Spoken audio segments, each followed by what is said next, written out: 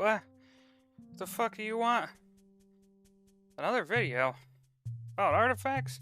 Dude, it's like 3 in the morning. What the hell? What do you want? Okay. Alright, okay. Guess this is the channel now, right? Okay. We're doing this now. Let me get woke up.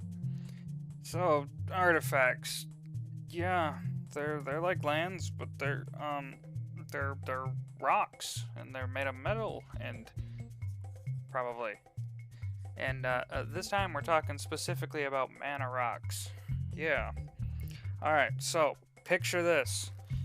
You sit down to play some mid-power at your locals. You know, your first turn, you play yourself like a land and maybe a 1-drop, right? Now, fucking Drillbit McGee walks up to the table and he's like, yeah, here, let me throw down my mid-play deck.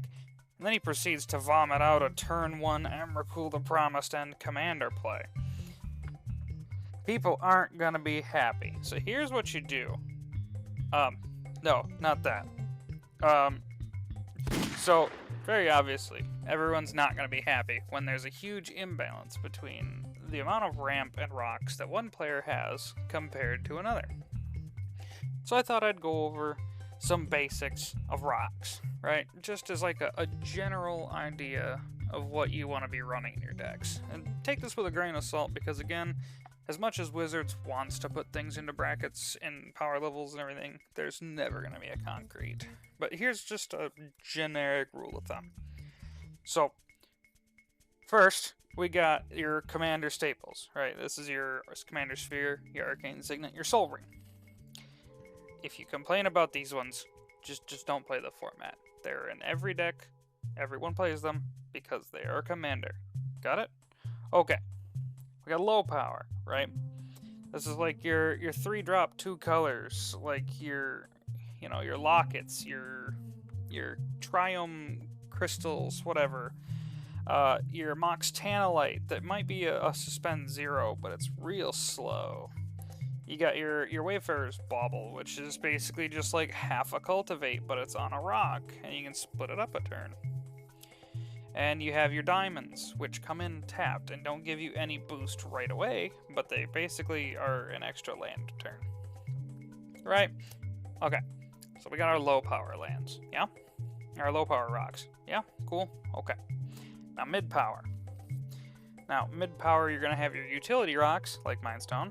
It could also be Liquid Metal Torque, and hey, look at this. I did a video about this called Back Alley Magic, about Liquid Metal Torque, and why these are pretty damn good.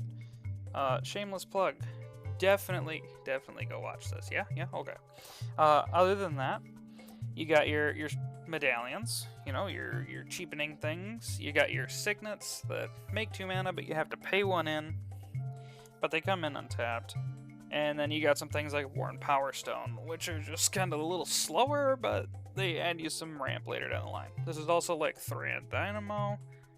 Stuff, you know, you're not paying in to make more mana than you would have otherwise had in the beginning. Now, so there's mid-power, you know, you got like a bit of a grasp there, right? From there, we're going to go to high power. Now, high power rocks, we're gonna stick with like your Lotus Petal, your fast mana, right? This could also be like your Spirit Guides, but they're not rocks, so we're not gonna talk about those. This could be your talismans, talisman of whatever that, you know, it's instant, makes colors by itself, doesn't need any assistance. Pay damage or don't, take your pick. Your Mox Amber, which this also Mox Opal. These are 0 drops, but they won't be online until later into the game. If you play these turn 1, short of playing, you know, Rograk or like 3 donut artifacts in an artifact land, these aren't going to be making anyone turn their heads right away. Right? Stick those in the higher power tier. Lastly, we got CEDH. This is where things get crazy. You know, you got your Mana Vault. 1 for 3. Yeah, 1 damage and pay to untap it. No one's ever going to do that. They're paying this. This is essentially colorless black ritual. It's 1 time, okay?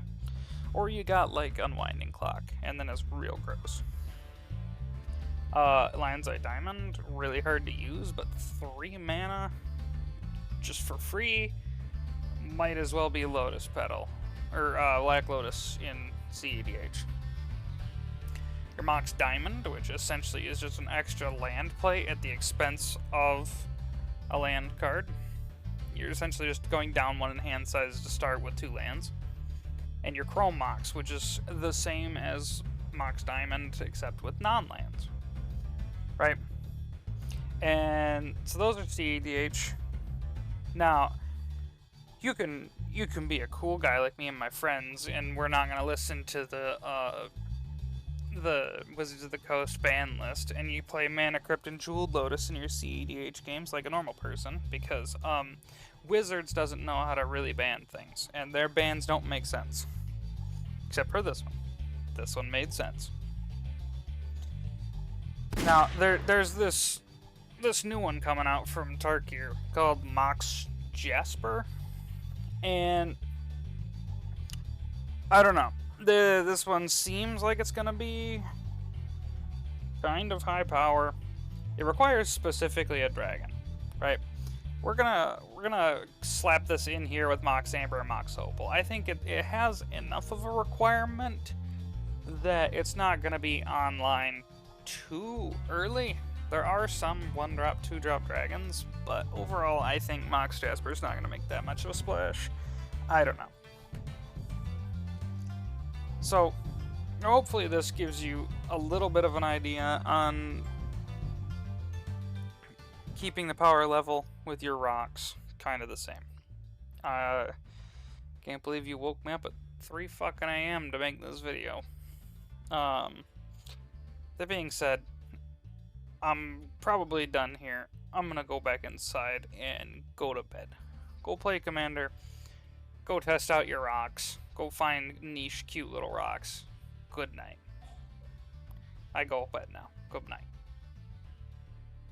That means you should also go home.